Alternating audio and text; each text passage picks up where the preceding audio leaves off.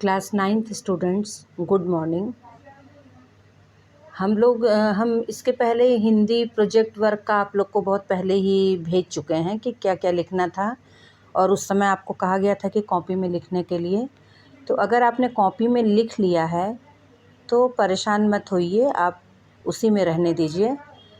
और आज हम आपको प्रीफेस और एक्नॉलेजमेंट मतलब प्राक कथन और आभार, प्रीफेस को हिंदी में प्राक कथन बोलते हैं और एक्नॉलेजमेंट को आभार, तो ये दोनों भेज रहे हैं। शुरू के 2 पेजेस हमने छोड़ने को कहा था, तो उसमें आपका जो है सीक्वेंस हम लिखे हुए हैं उसी पेज पर नीचे देखिएगा।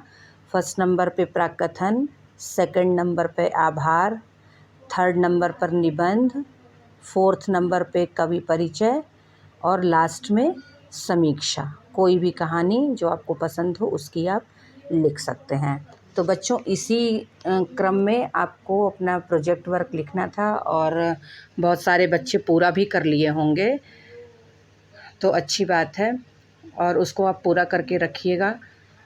और दूसरी बात यह है कि आपका जो प्रोजेक्ट वर्क है वो बहुत नीट एंड क्लीन होना चाहिए, सुंदर हैंड राइटिंग में, और स्पेलिंग बिल्कुल सही होनी चाहिए। स्पेलिंग आप फिर से पढ़ के देख लीजिएगा, अगर कहीं गलत है तो आप उसको सही कर लीजिएगा। बात सबसे बड़ी ये होती है कि आप किस तरीके से आप प्रेजेंट किए हैं, तो प्रेजेंटेशन का बहुत महत्व होता है। आप उसको अच्छे तरीके से लिखिएगा, और अगर 1-2 पिक्चर मिल जाती है तो लगा दीजिएगा, नहीं तो फिर कोई बात नहीं। निबंध और कवि परिचय सबका हमने शब्द सीमा सब पहले से ही दी जा चुकी थी आपको।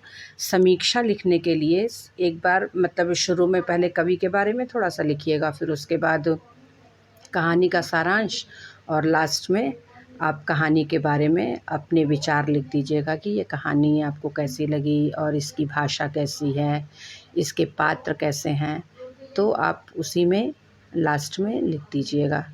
तो बच्चों, इस तरह से आप अपना प्रोजेक्ट वर्क पूरा अगर कर लिए हों तो बहुत अच्छी बात, नहीं पूरा किए हों तो उसको पूरा करके आप रख लीजिए। और जितना भी हम पढ़ा रहे हैं आप वर्कबुक में सब लिखते चलिएगा।